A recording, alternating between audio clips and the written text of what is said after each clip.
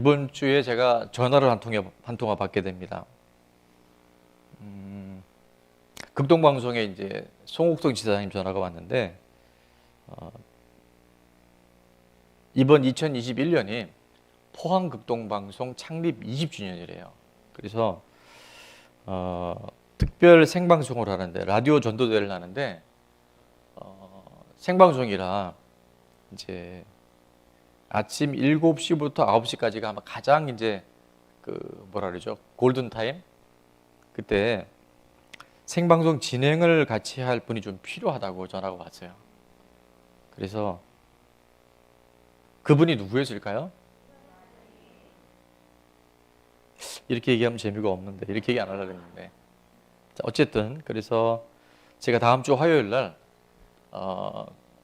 포항에 좀 갑니다. 그래서 여러분들이 어떤 일들이 이제 있는지 잠깐 홍보 영상을 좀 보고, 특별히 이 부분은 우리가 영혼을 섬기는 일이기 때문에 생각보다 공격이 되게 많아요. 저도 이제 보니까 우리가 50일의 기도를 앞두고 이게 체감으로 오는 것들이 있어요. 그러니까 영적 저항이 느껴지는 거예요.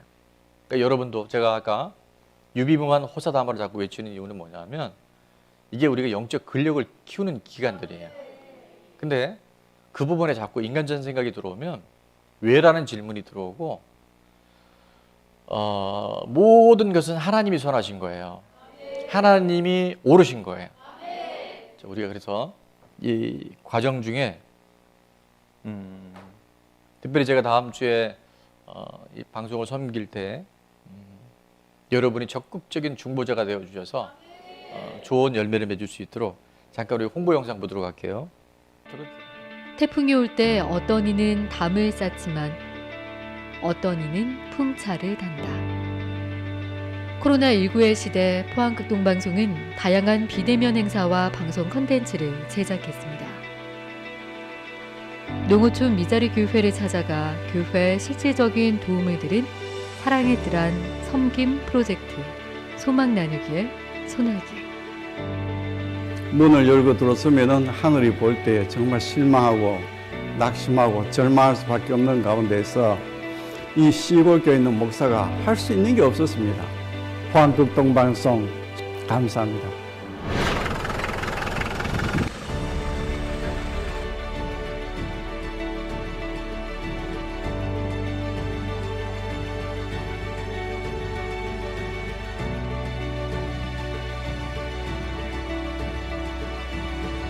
코로나19로 성탄 행사가 중단된 교회와 성도들을 위해, 그리고 30여 개의 미자리 교회 응원의 선물을 전한 온라인 특별 방송 기쁘다 구주 오셨네.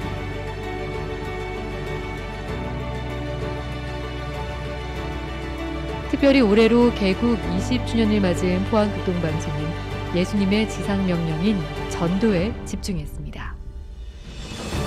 비대면 라디오 전도대회 당신을 위한 기적의 선물을 통해 전도 대상자를 온라인으로 만나 실제 교회를 연결하는 방송을 진행했으며, 총 150여 명이 예수님을 영접하고 113명이 교회로 연결되었습니다. 우리 박선희님, 오늘 초청한 VIP가 있으시네요. 네, VIP 있어요. 여기 VIP입니다. 오늘 VIP가 누구세요? 요분이십니다. 이야, VIP!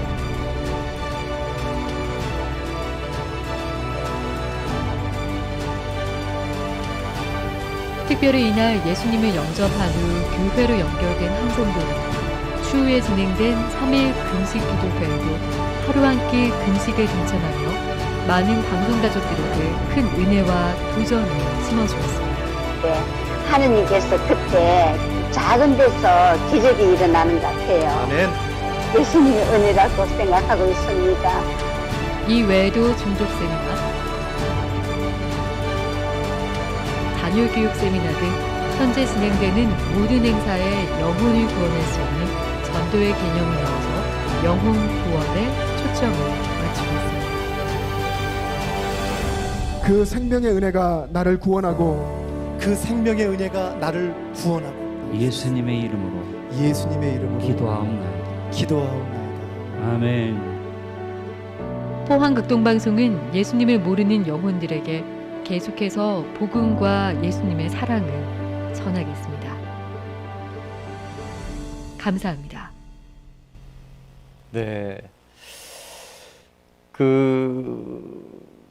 영상으로는 글이 있는데 제가 잠깐 읽어드릴게요. 복음의 나무를 심은 가정 이렇게 해서 사랑하는 여러분, 포항극동방송 송옥숙 지사장입니다. 요즘 많은 분들이 저에게 묻는 질문이 있습니다. 코로나19로 포항극동방송 운영 어렵지 않나요? 물론 쉽게 인간적인 답변을 할 수 있습니다.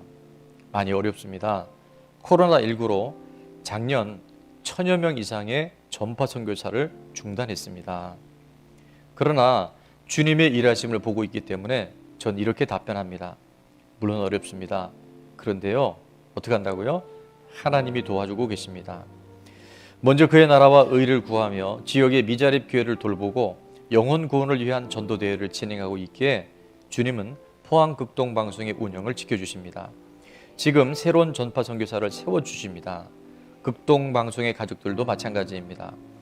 복음의 나무를 심고 있는 여러분을 묘사한다면 양팔을 높이 들고 하늘을 보는 나무 같은 모습이 아닐까 상상해 보았습니다.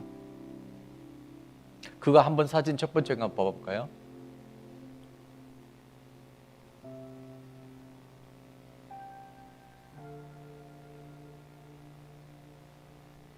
아마 그날 생방송에 대한 그림인 것 같아요. 자, 계속 읽겠습니다. 주님께서 한없이 내려주시는 은혜를 받는 모습을 말입니다. 그 속에서 하나님의 채우심을 경험하실 줄 믿습니다. 여러분의 기도와 후원으로 극동방송은 지금도 북한 땅에 복음을 전하며 지역 미자립 교회를 돌보며 한 영혼을 구원하기 위해 노력하고 있습니다. 이 가슴 떨리는 전파 선교사에게 뭐를 부탁한다고요? 동참을 부탁드립니다. 전파 선교사 작정 또는 일치 헌금하기 원하시는 분들은 아래의 링크를 클릭하여 신청해 주세요. 복음나무 가정 탁상 액자를 보내드립니다. 한번 봐볼까요? 그 두 번째 사진. 네, 이렇게 생긴 액자라 해야 되나요? 나무로 만든 선물도 있다 그래요. 그래서 코로나 때문에 굉장히 많은 지금 교회와 또 극동방송에도 쉽지 않은 어려움이 온 것 같아요. 근데 인간적인 해석을 하지 않고 하나님이 하고 계시기 때문에 이번 또 만남의 하나님의 이 일들을 통해서 여러분이 기도하시고 또 함께 동참했으면 좋겠어요. 예, 오늘 말씀의 제목은 고난 중에 주시는 은혜예요. 고난 중에 주시는 선물 이렇게 얘기하려고 했는데 좀 너무 현상적인 것 같아서 고난 중에도 하나님은 은혜를 베푸신 줄로 믿습니다. 우리 친구들도 많이 있는데 내가 신앙생활 잘하면 뭘 잘하면 내가 기도 또 열심히 하면 문제가 없어야 된다. 모든 일은 다 합력해서 선을 이루어야 된다. 그렇게 생각하기 쉬워요. 그런데 우리가 조금만 더 생각해 보면 내가 주의 일을 열심히 하기 때문에 내가 하나님 나에게 주신 직분과 사명을 감당하기 때문에 우리가 신앙생활 잘해도요 고난이 올 수 있어요. 생각지 않은 어려움이 올 수 있어요. 자, 그래서 예수님이 이 땅에 오셔서 진짜 복을 얘기해요. 진짜 복. 구약에는 물질적인 복이 많은 복이라고 한다면 복음 시대에 와서 사복음서에서 예수님이 말씀하신 복은요 이 땅의 현상적인 복이 아니 물질의 복이 아니라 진정한 하늘의 복, 영적인 복을 약속해 주셨는데 그 첫 번째가 뭐냐면 바로 8복 중에 첫 번째 복. 마태복음 5장 10절에 보니까 의를 위하여 박해를 받는 자는 뭐가 있다? 복이 있다. 고난이 있다는 거예요. 오늘 내가 이 저녁에 우리 친구들 마찬가지예요. 내가 정말 예배를 위해서 나올 때 생각지 않은 어려움이 있을 수 있어요? 없어요? 없으면 여러분 굉장히 해피한 거예요. 근데 혹여나 믿지 않는 부모님이나 누구든 간에 내가 하나님의 기뻐하시는 일을 하려고 하는데 어려움이 오면 그거는 뭐예요? 복이 있는 거예요. 왜냐하면 그것이 천국이 그 믿음으로 살아가는 사람들에게 약속이 주어져 있기 때문에. 자, 오늘 본문은 3차 선교 여행 중에 마게도냐에서 이제 바울이 고린도 성도들을 향해서 보낸 편지예요. 그 고린도 교회 성도들에게 편지를 보낸 내용은 뭔지 지금 없어요. 첫 번째 보낸 편지는 고린도 전서였고, 중간에 디도를 통해서 편지를 보냈는데 그 편지는 근심의 편지였다, 그런 이야기가 있어요. 그러니까 굉장히 사도 바울이 고린도 교회 성도들을 향해서 굉장히 책망한 편지였었어요. 그리고 그 편지를 보내놓고 바울은 굉장히 마음이 후회했어요. 아, 내가 괜히 이렇게 너무 세게 얘기했나? 성도들이 시험에 들면 어떡하지? 안 그래도 고린도 교회가 굉장히 분쟁이 많은 교회인데 내가 따로 뭔가 이렇게 위로는 못할 망정 책망한 것이 잘못된 건 아닌가? 그렇게 굉장히 마음이 근심했었어요. 자, 그게 지금 고린도 후서의 배경인 겁니다. 그 편지를 누구에게 전달시켰냐면 디도라고 하는 제자에게, 디도서가 있잖아요. 디도에게 전달을 했는데 디도가 사실은 바울이 디도를 꼭 만나고 싶었어요. 마게도냐에 있을 때 디도가 보낸 편지를 가지고 잘 전달이 됐는지, 고린도교회 성도들이 정말 그 편지를 통해서 회복이 일어나고 있는지를 굉장히 궁금했는데 가보니까 마게도냐에서 디도랑 약속을 했지만 오지 않았어요. 그래서 더 마음이 어려워졌어요. 그래서 오늘 사도 바울과 그 일행이 어떤 고난 쪽에 있었는지 오늘 7장 5절에 보니까 아까 우리가 무심코 읽었잖아요. 자, 그때 사도 바울과 이 복음을 전하는 동역자들이 어떤 상황이었는지 이렇게 우리에게 설명을 합니다. 다 같이 한번 읽어볼까요? 우리가 시작. 우리가 마게도냐에 이르렀을 때에도 우리 육체가 편하지 못하였고 사방으로 환난을 당하여 밖으로는 다툼이요 안으로는 두려움이었노라. 아멘. 육체가 어떻게 됐다고요? 편하지 못한 게 뭘까요? 예? 아파요. 맞아요. 뭔가 지금 이들에게 되게 안 좋은 몸에 질병이 되든 사고가 되든 핍박으로 인해서 오는 어떤 부상이 되든 어려움이 있었던 거예요. 육체가 편하지 못했고, 두 번째는 어떻게 했다고요? 사방으로 환난을 당했어요. 그러니까 이게 뭐 한두 가지가 아닌 거예요. 세상말로 말하면 만나는 인간들마다 계속 괴롭히는 거예요. 안팎으로. 그래서 밖으로는 어떻게 됐다고요? 다툼이 일어난 거예요. 믿음의 사람들이라고 얘기를 하는데 만나보니까 엉뚱한 얘기를 하는 사람들이 계속 있어요. 복음으로 구원받는데 율법을 지켜야 된다라고 하는 사람들부터 시작해서 밖으로는 계속 다툼과 분쟁이 있었고 속 안에는 뭐가 있었다? 두려움이 있는 거예요. 아, 내가 이렇게 복음 전하다가 여기서 죽는 건 아닌가? 여기서 내가 정말 포기하는 건 아닌가? 이런 생각들이 굉장히 바울을 엄습했던 그런 상황이었어요. 사면 초과의 최악의 상황이었는데 그때 하나님 뭐라 하냐면 두 가지 은혜를 주셔요. 여러분, 아무리 고난과 핍박이 있어도 내가 잘못해서 핍박받는 거는 빨리 회개해야 됩니다. 근데 내가 하나님의 뜻대로 살려고 하는데 오는 고난과 핍박은 기뻐해야 돼요. 그때 하나님의 은혜가 있어요. 아무 문제가 없을 때는 전혀 생각하지 못했던 하나님의 은혜가 그 고난으로 인해서 정말 선명하게 우리 가운데 주어지는 두 가지가 있어요. 자, 위로가 있었어요. 6절, 7절 다 같이 한 목소리를 읽습니다. 우리 친구들만 읽어봅시다. 친구들만. 그러나 시작.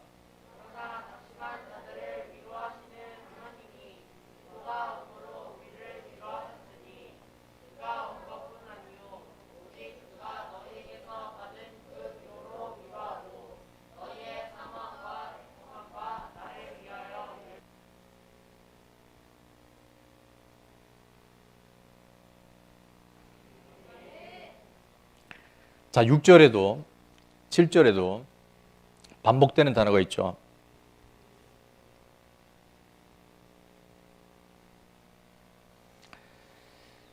무려 한 4번에 걸쳐서 위로가 반복이 되는데 6절에도 보니까 낙심한 자들을 어떻게 한다고요?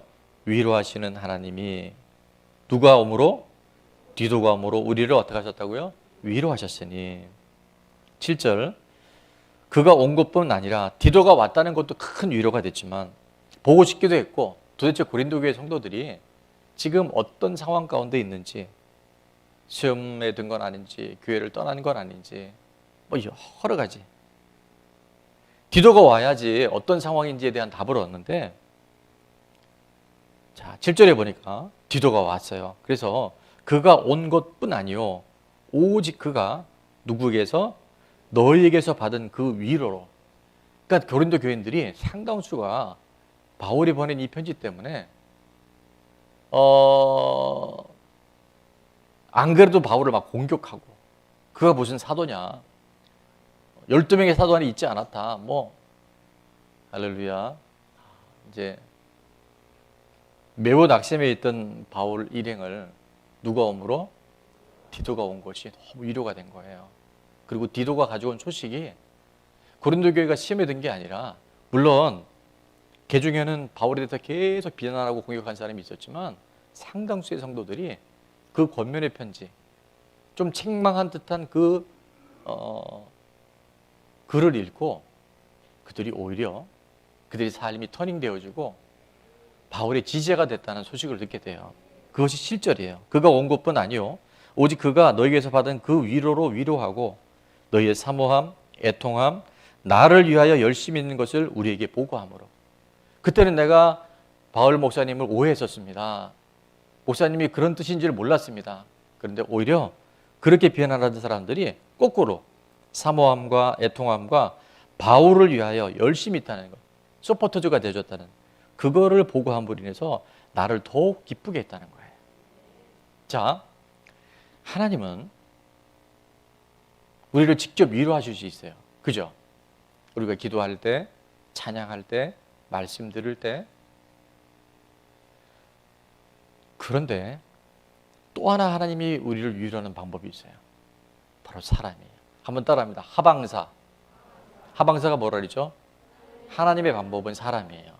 근데 아무 사람이 아니고 하나님 마음에 합한 사람, 믿음의 사람, 기도하는 사람, 그 사람을 통해서 하나님 위로하셔요.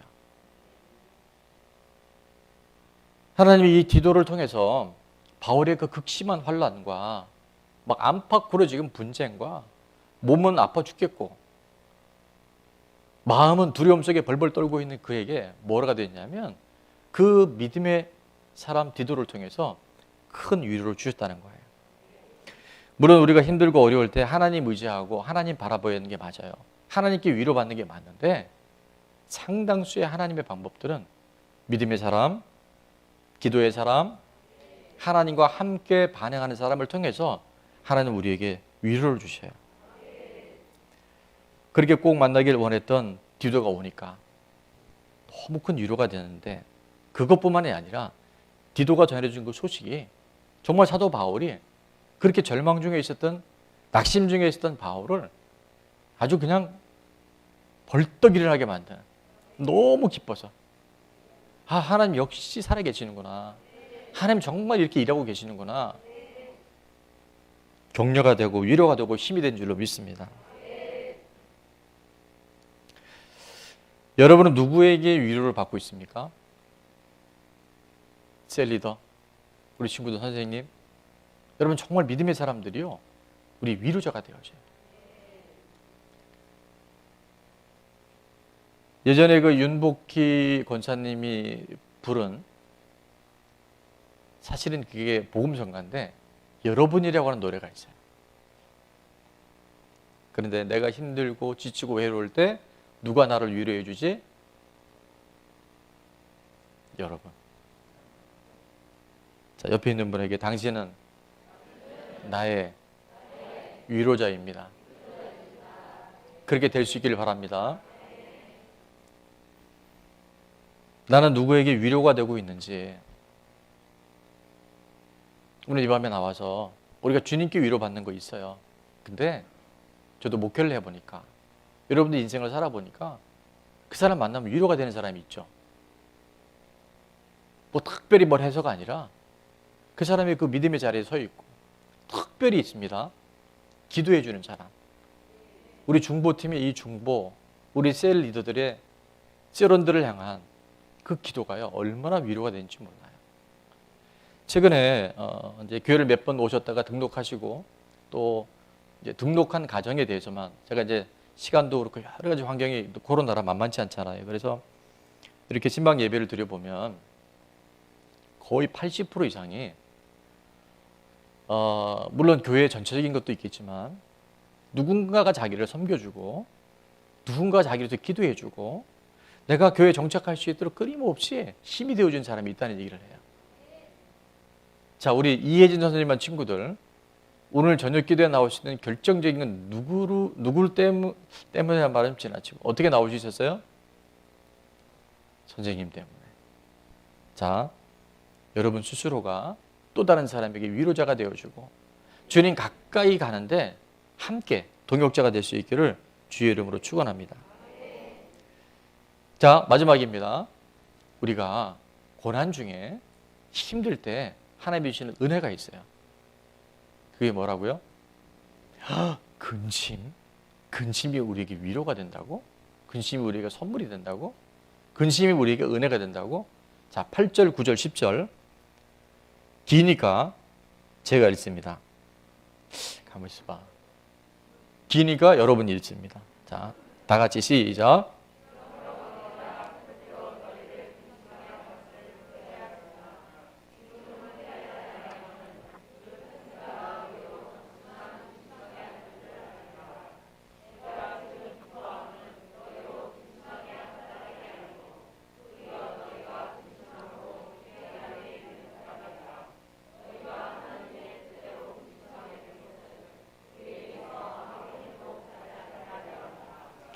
하나님의 뜻대로 하는 근심은 후회할 것이 없는 구원에 이르게 하는 회개를 이루는 것이요 세상 근심은 사망을 이루는 것이니라.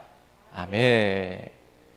좀 기니까 무슨 얘기인지 잘 모르고 계셨을 텐데, 자, 고난 중에 있는 바울에게는 디도를 통한 사람의 위로도 있었지만 또 하나 하나님이 주시는 은혜가 뭐였냐면 바로 근심이었다는 거예요.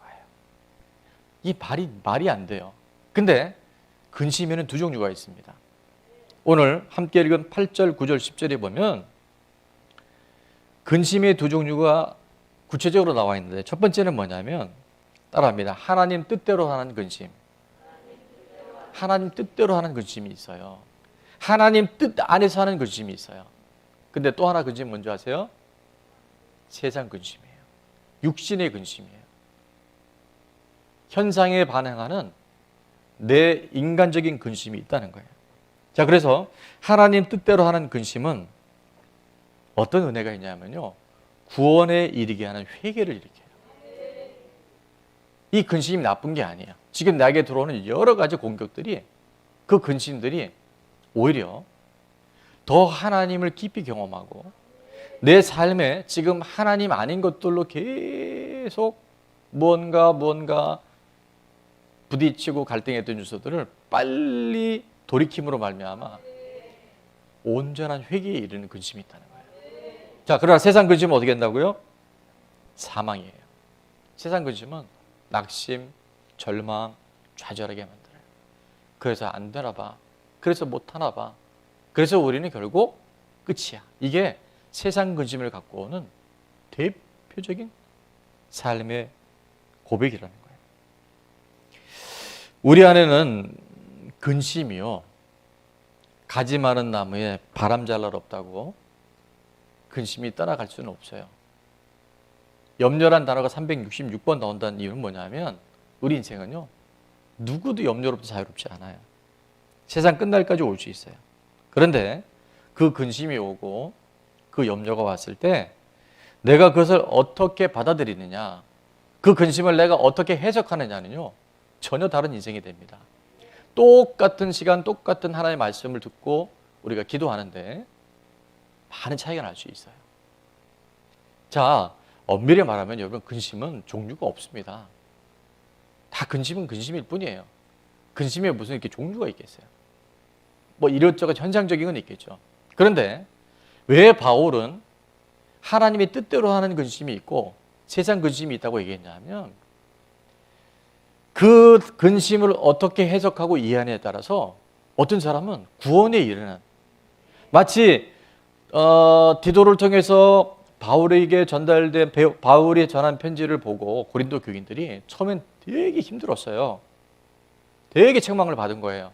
근데 그때 그렇지, 바울 목사님이 이 편지를 쓰고 우리 책망한 것은 우리가 돌이키고 우리가 하나님의 뜻 가운데 살라고 하신 말씀이지 라고 받아들인 사람은요, 하나님 안에서 하나님이 뜻대로 하는 근심으로 그들이 붙잡았다는 거예요.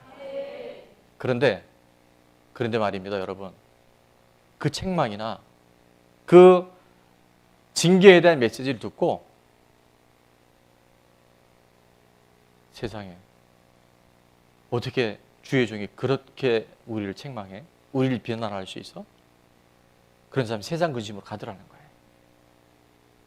근심의 종류인 게 아니라 해석의 문제가 있어요. 태도의 문제가 있어요. 하나님의 사랑이 임할 때 그 사랑을 받아들인 사람이 있어요. 그러니까 여러분, 사랑 받아야 돼요. 은혜 받아야 돼요.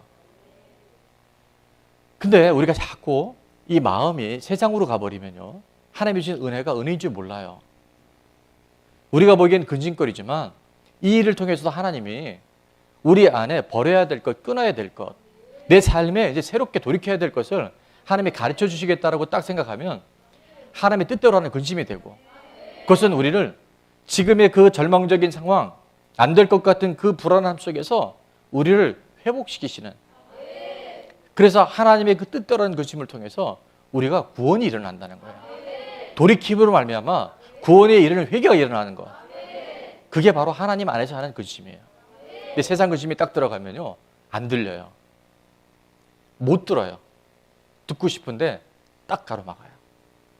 그래서 바울이 지금 그 얘기를 하고 있는 거예요. 제가 여러 차례 말씀드리지만 미국이나 외국에서는요, 1000만 부 이상 나간 책이 있어요. 1000만 부란 뭐 천문학 쪽의 숫자예요. 엄청난 판매 부수인 거예요. 그런데 그런 책들이 우리 친구들에게만 퀴즈가 나갑니다. 선생님의 영향이 제일 커요, 내가 보니까 이 저녁에 나온 건. 그러나 퀴즈 영향도 있는 것 같아요.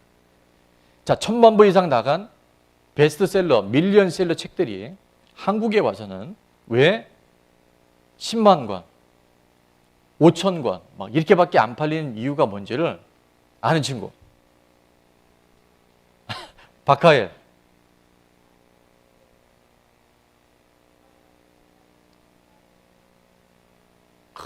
번역 정답이에요. 자, 우리 하엘이는 나중에 최 목사님 찾아가면 수요일 날 남은 주스가 하나 남아 있을 거예요. 있는지 없는지 모르지만 번역에 문제가 있는 거예요. 아무리 원작이 좋아도, 아무리 내용이 뛰어나도요, 번역을 잘못하면요, 그게 전혀 전달이 안 되는 거예요. 하나님의 뜻이 아무리 깊고 하나님이 우리를 향한 계획이 커도요, 내가 그것이 번역이 다른 말로 하면 해석을 잘못하면요, 끊임없이 나는 이게 도대체 뭐야, 왜 이런 일이 있어, 이렇게 끝날 수 있다는 거예요.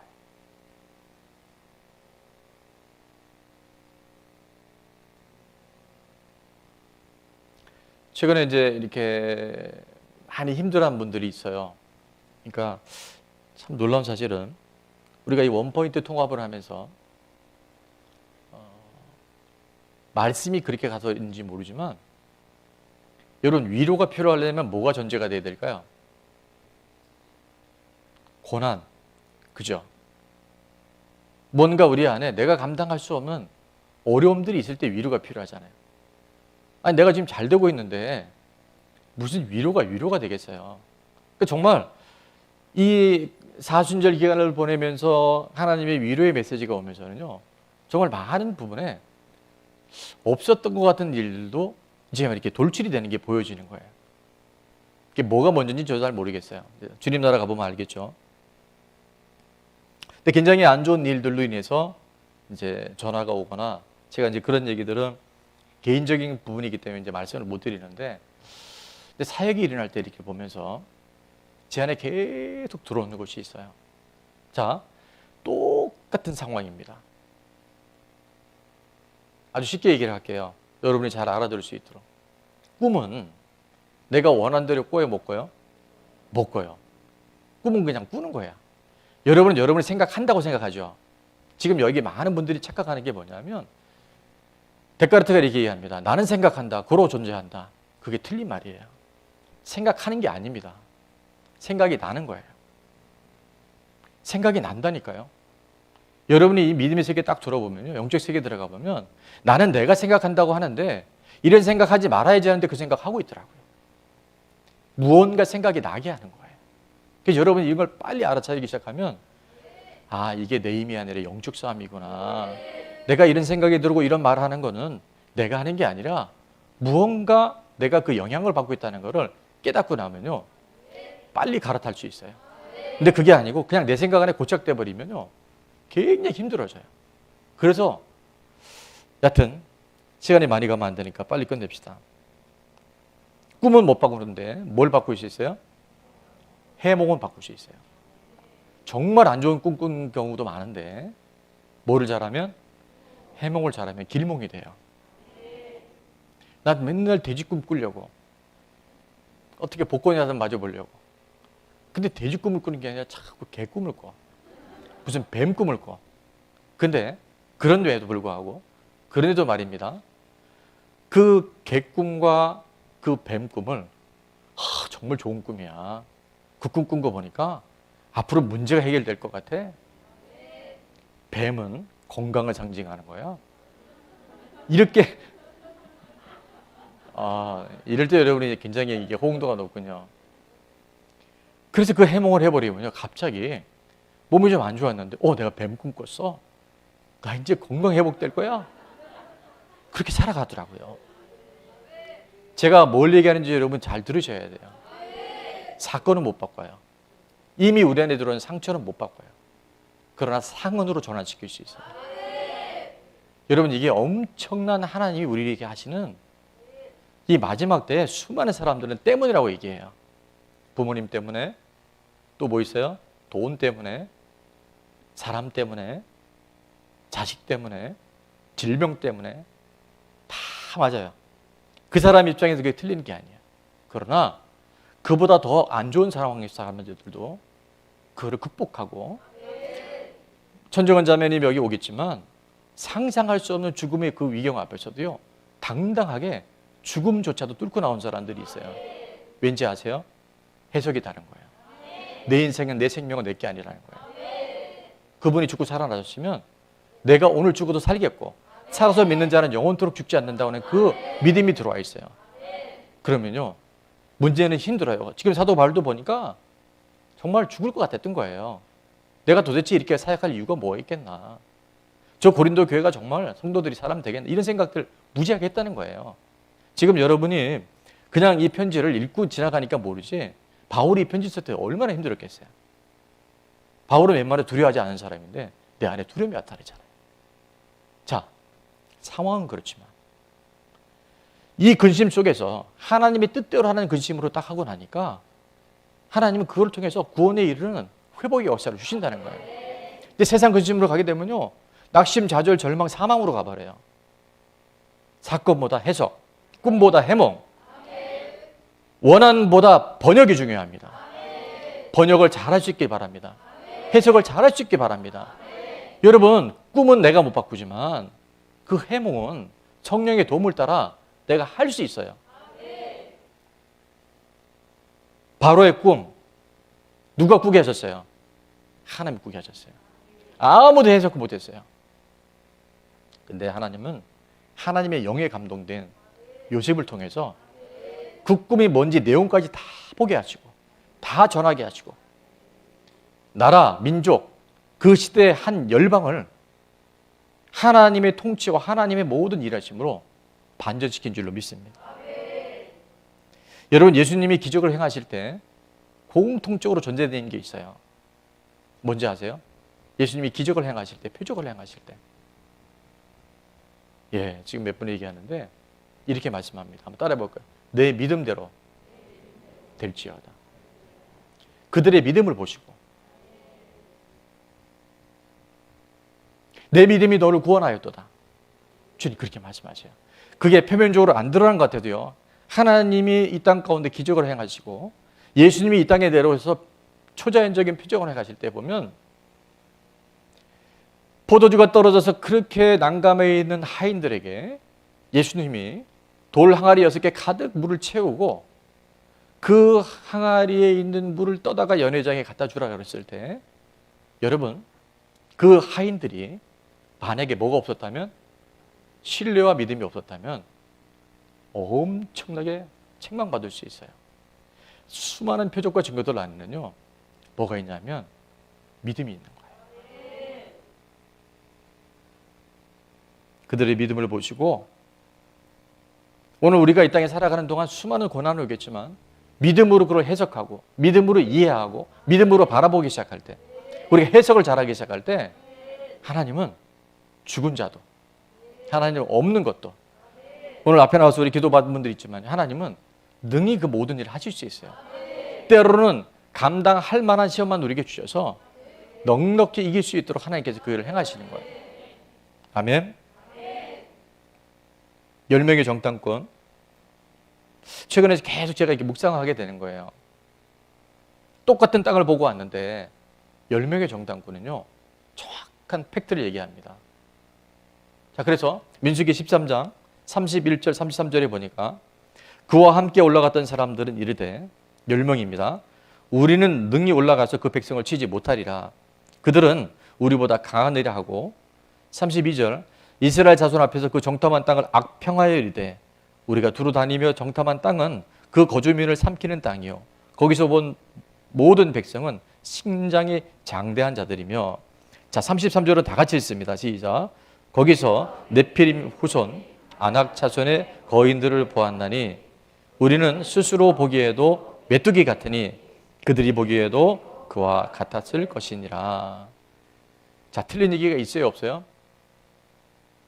정말 흠도 없고 티도 없어요. 정확하게 얘기합니다. 사실을 그대로 얘기해요. 근데 이거는 뭐냐 하면 해석을 잘못하고 있는 거예요. 누가 이 모든 걸 주관하고, 왜 그들이 애굽에서 나왔으며, 왜 하나님은 홍해를 건너게 하셨으며, 이 광야에서 하나님이 그들을 어떻게 먹이시고 입히시고 주었는지 그걸 싹 다 지워버린 거예요. 전부 사람 얘기만 합니다. 자기 소견에 맞는 얘기를 해요. 자, 그러나 우리 호프가 있죠. 누구예요? 2명, 여호수아와 갈렙은 전혀 다르게 얘기합니다. 자, 민수기 14장 8절 9절에 보면 벌써 뭐가 다르냐면 주어가 달라요. 요셉도 주어가 다르죠. 형들이 판 게 아니라 하나님이 먼저 보내셨다고 얘기를 해요. 누구 때문에 힘든 게 아니라 바로 하나님이 일 가운데 일하고 계시다는 것을 우리가 해석하기 시작할 때, 번역하기 시작할 때 문제는 기회가 됩니다. 자, 8절에 보니까 다 같이 읽어볼까요? 시작. 여호와께서 우리를 기뻐하시면 우리를 그 땅으로 인도하여 들이시고 그 땅을 우리에게 주시리라. 이는 과연 젖과 꿀이 흐르는 땅이니라. 아멘. 여러분, 정말 똑같은 걸 보고 얘기하는데 여호수아와 갈렙은 완전히 다른 해석을 하죠. 하나님 기뻐하시면, 하나님 마음이 합하면, 하나님과 내가 같은 생각을 품으면, 그래서 하나님 우리를 기뻐하시기만 하면 그 땅을 인도하여 들이시고, 우리가 가는 게 아니에요. 하나님 우리 이끌어 주신다는 거예요.